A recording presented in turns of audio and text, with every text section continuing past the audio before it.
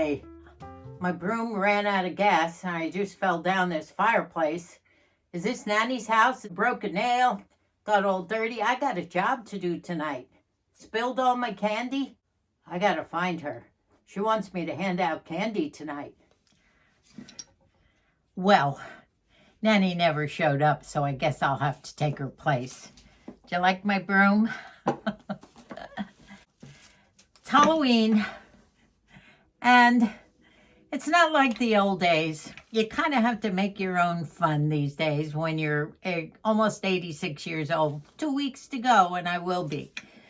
And because we live up in the hills and we have a gated area to our home here, we don't get trick-or-treaters anymore.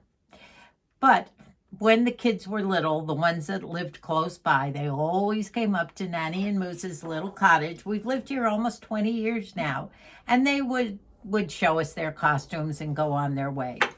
Other years, maybe we spent some time at one of the kids' houses and just sat there and watched the kids. We have an awful lot of fun watching Debbie's annual Halloween party. I've shared pictures of that, where she has all her grandchildren come. So at this point in our lives, we live to watch the others, and we live to remember some of the old times. Now, I'm going to get a little nostalgic here. Halloween was always such an exciting time. Back east. Now, Moosie and I were raised back east. We didn't leave there until right after we were married. And the thing that almost ruined it every year was it was so darn cold that you couldn't wear your costumes. Your mom used to make you wear a coat over your costume or a jacket. And what fun was that? The costumes, by the way, were usually just a front of something that was tied on in the back, and you never saw the back of the costume, and you'd wear a mask.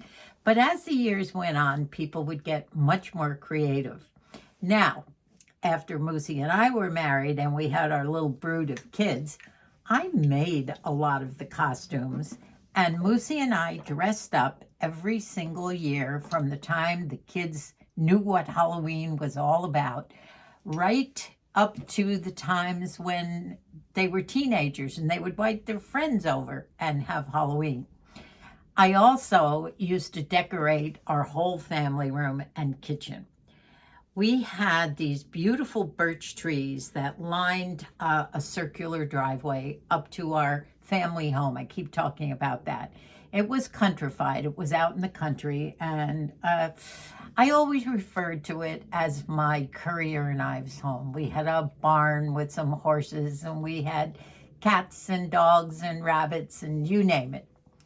But by Halloween, the birch trees had lost all their leaves, and the branches that were left were wispy and long enough to cut, and I would bring them in the house and hang them from the chandeliers and then put that cotton all over them to make them look cobwebby, and it was fun.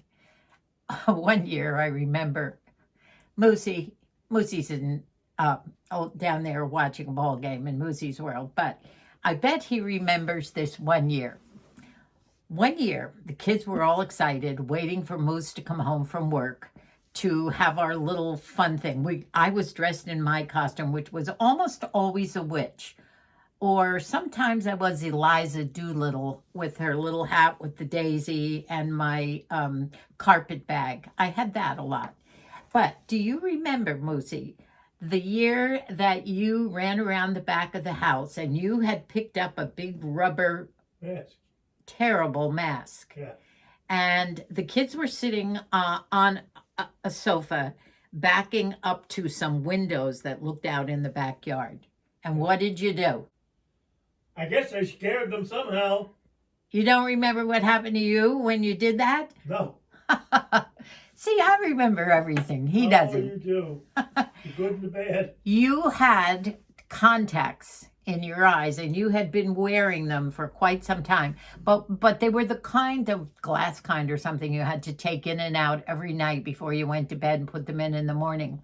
And he tripped or something. He did scare the kids as he looked in the window and made a horrible noise.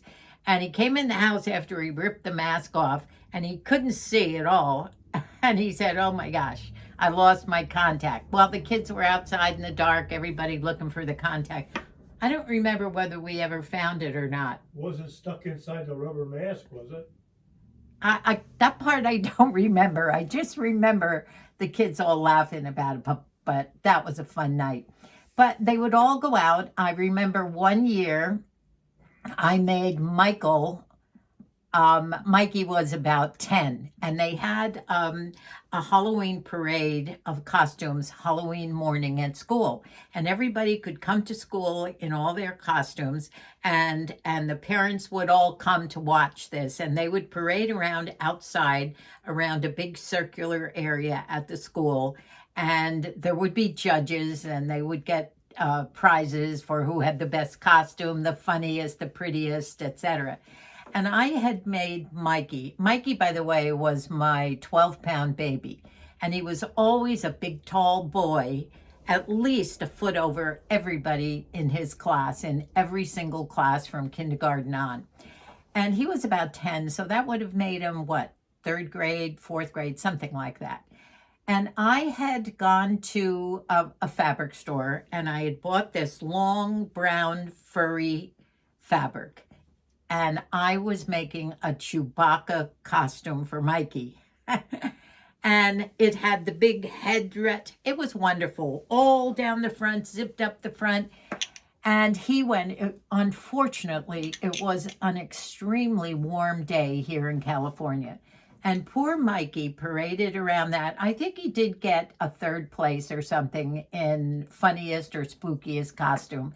But he almost passed out from the heat. When the poor guy took the head part off, he was drenched. But what fun memories of all those years.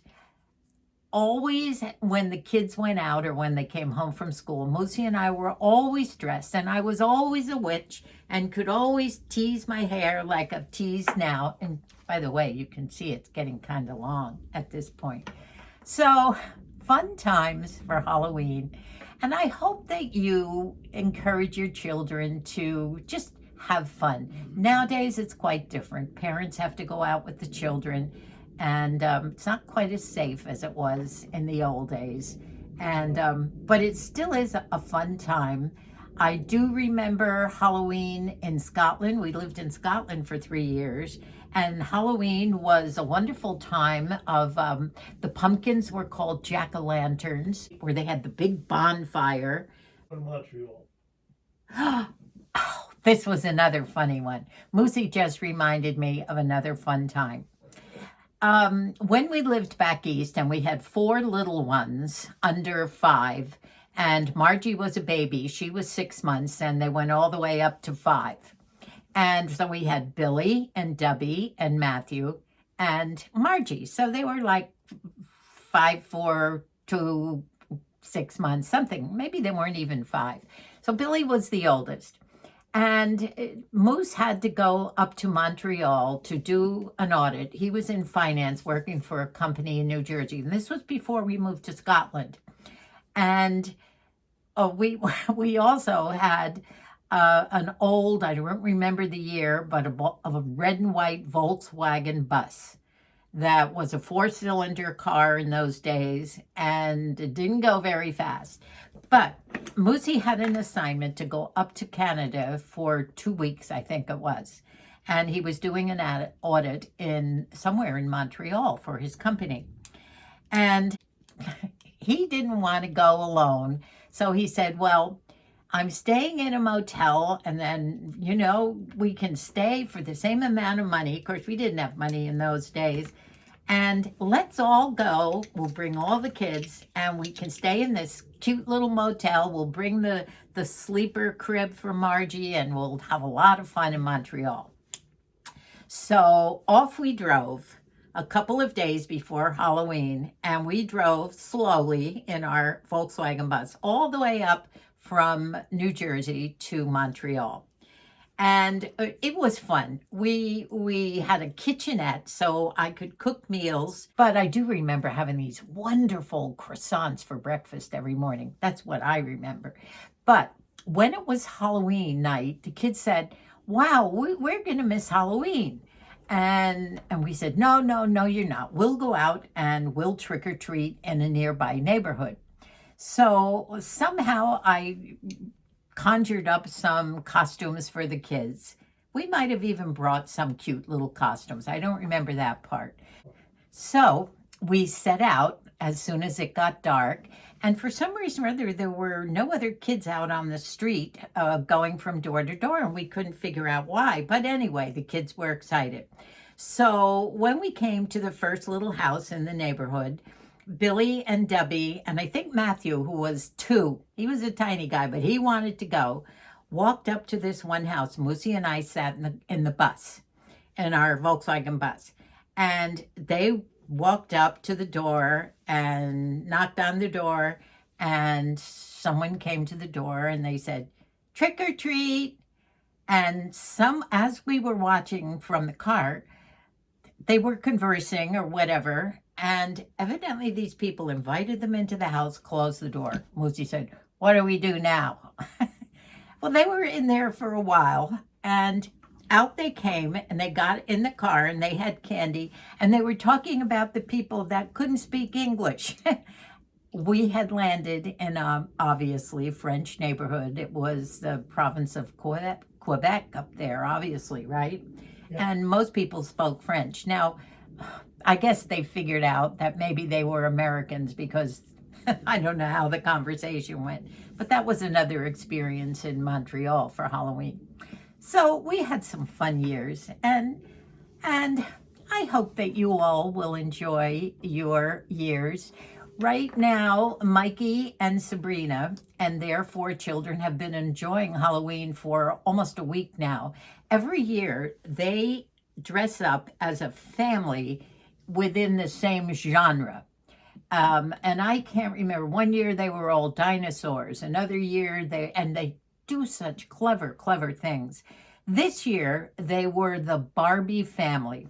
Now, I don't know all the other people involved in Barbie's family besides the Ken doll, but evidently there was a grandpa and there was a dad, Barbie's dad. Well, Mikey had on a pink suit and Sabrina was Ken. The 2 little girls were Barbies, and Dane, who has this big mop of red curly hair, he had a mustache and had put gray something on his hair. He was the grandpa. They look terrific. Margie has the most beautiful costumes on Halloween. She's a school nurse, and they do the trunk thing with all the parents bringing the trunks, and they decorate the trunks on Halloween morning, and all the kids come in costume. And Margie does the most beautiful creative costumes with giant hats that she makes. Last year she was a butterfly, and she had, I wish that I had a picture of it to show you. Maybe I'll find one. The most beautiful headdress, and then wrapped this gorgeous big butterfly. She had found a piece of fabric around her. She has really set the world on fire on Halloween with costumes. And of course, Debbie does her Halloween, I forget what she calls it, party with all the grandkids and spin the pumpkin and everything. So, do you like my skeleton ring? Can you see it? I hope it's up. Is it upside? Well, that's not the skeleton. Oh, that's my, here, I have to show my ring. My skeleton ring. I did find it. Well, this fashionable witch wants to share her costume.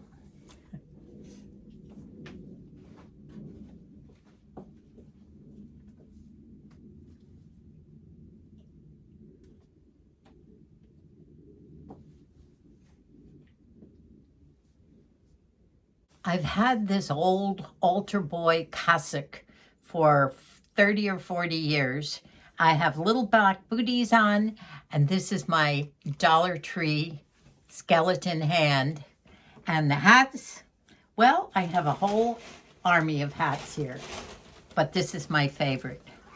And I've had these also for years. This one is very fun. It's so fun to be a witch. And this one I love too. So when anybody needs an extra witchy hat, I've always got a couple on hand. That's about it. So this nanny wants to wish all of you a very happy and fun-filled Halloween. Lots of candy. So thanks for watching. It's just a little funny one I threw in there. I'll see you real soon. I love you, and God bless us all. We are praying for everyone in this world for peace and kindness. This is my version of a blooper. I was stuck. I was so low on the hearth that honestly, I couldn't get up. I've already tried 3 or 4 times before this. Now I'm thinking about how to do it. I'm trying to push myself up with my hands. Couldn't do that. And these 86-year-old bones got to work out. But where there's a will, there's a way. And guess what? I finally did it. Happy Halloween, everybody.